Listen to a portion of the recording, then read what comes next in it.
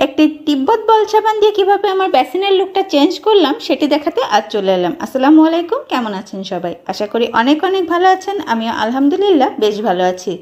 এই কাজটি করতে আমাদের লাগবে একটি বল সাবান।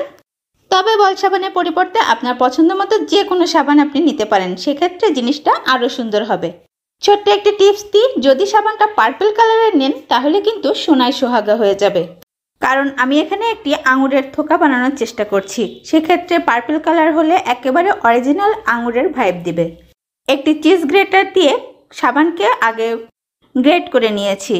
ওপর থেকে হালকা পানি দিয়ে ভিজিয়ে নিয়েছি, যেই অংশটা আমি মিস করেছি, অর্থাৎ ক্লিপটি আমি ভুলে নেইনি। একেবারে ছিটিয়ে ছিটিয়ে অল্প পরিমাণে পানি নেবেন।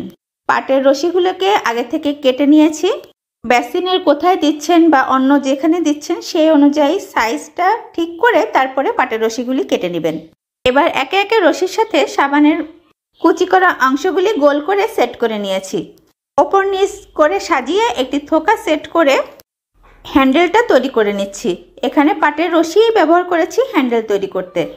আর যেহেতু আমি এটি বানানোর পরে ব্যবহার করেছি, তাই এখানেও একটি ছোট টিপস আমি দিই। আপনার যদি আমার এই কাজটা ভালো লাগে এবং আপনি তৈরি করতে চাচ্ছেন এরকম, তাহলে আমি বলবো পাটের রশি অ্যাভয়েড করাই ভালো। ব্যবহারের সময় একটা জিনিস দেখেছি, পাটের রশি খুব দ্রুত ভিজে যায় এবং শুকাতে অনেক সময় লাগে। সেক্ষেত্রে কোনো লাইলন অথবা প্লাস্টিকের রশি হলে জিনিসটা আরও টেকসই হবে। তো কেমন হলো আজকের ইজি কিন্তু ইউনিক ক্রাফট অবশ্যই জানাবেন। ভালো থাকবেন সবাই, আল্লাহ হাফেজ।